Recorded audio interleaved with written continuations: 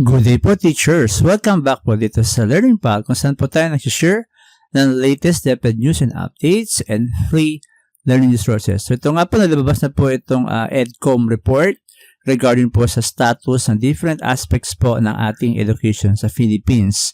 At isa po sa issue na kanila pong inilahad ay ito pong problema po sa textbooks or kakulangan po sa textbooks. So meron naman pong budget, pero bakit po kulang pa rin ang ating mga textbooks sa school? So yan po yung ating aalamin. So samahan niyo po ako, teachers. Dito nga po sa EDCOM 2-Year 2 report, inilabas na po yung kanilang mga suggestions and mga problems na nakita sa kasalukuyan pong ating educational system.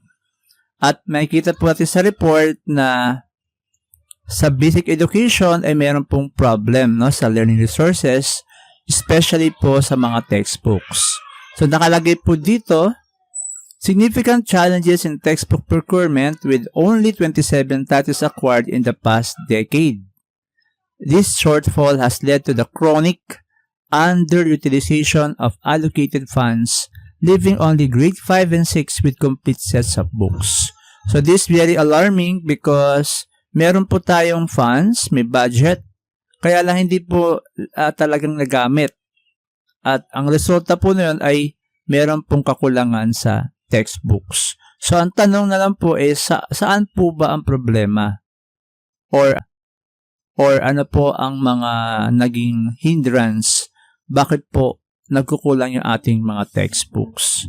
So marami pong suggestions yung binigay po yung EDCOM, like yung barrier po na kinakaharap ng mga publishers in the procurement process. At ang recommended solution po ay to pivoting to procuring textbook titles already available in the market rather than commissioning custom manuscripts. So, dahil po gahol na tayo sa oras at maaga rin tayo mag-implement ng mga changes sa ating curriculum, so nahihirapan po tayo magbuo ng committee to make our own textbook. So, why not kung ano pong available na nasa market na align sa ating curriculum, why not yun na lang po ang bilhin? So maganda rin pong suggestion yon. So ano pong masabi niyo po doon, teachers? Mas viable po ba yon kaysa bumuo, create pa ng textbook na napakatagal at napakahaba ng proseso? So next po is, ito pong EDCOM ay nag-facilitate to coordinate with the Government Procurement Policy Board para po sa pre-selecting textbook titles.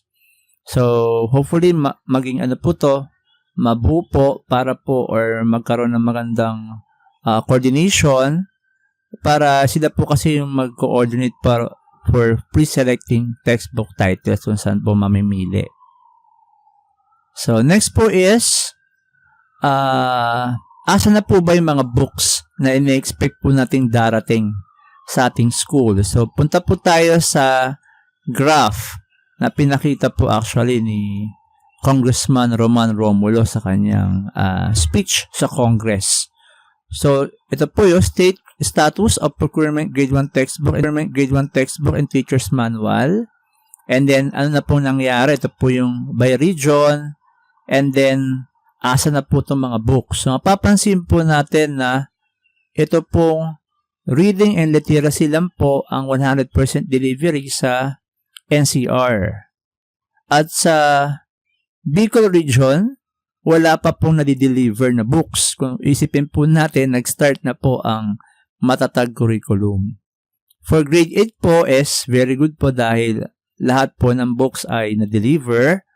But for Region 1, Region 6, kawawa po Region 6, Region 10, ay halos nandun pa lang po sa stage ng for revision or for review yung kanilang mga textbook. So sana po mas mapabilis po yung proseso para po talagang ma-deliver na po itong mga books. Not only grade 1 lang po ang nasa ating mga data, pero kasama rin po dyan yung grade 4. Grade 4 and 7 textbooks. So mapapansin po natin na wala pa pong nadi-deliver na books sa mga regions na nakalagay po dito. So imagine, or implementing new curriculum pero wala po tayong learning resources para sa ating mga students.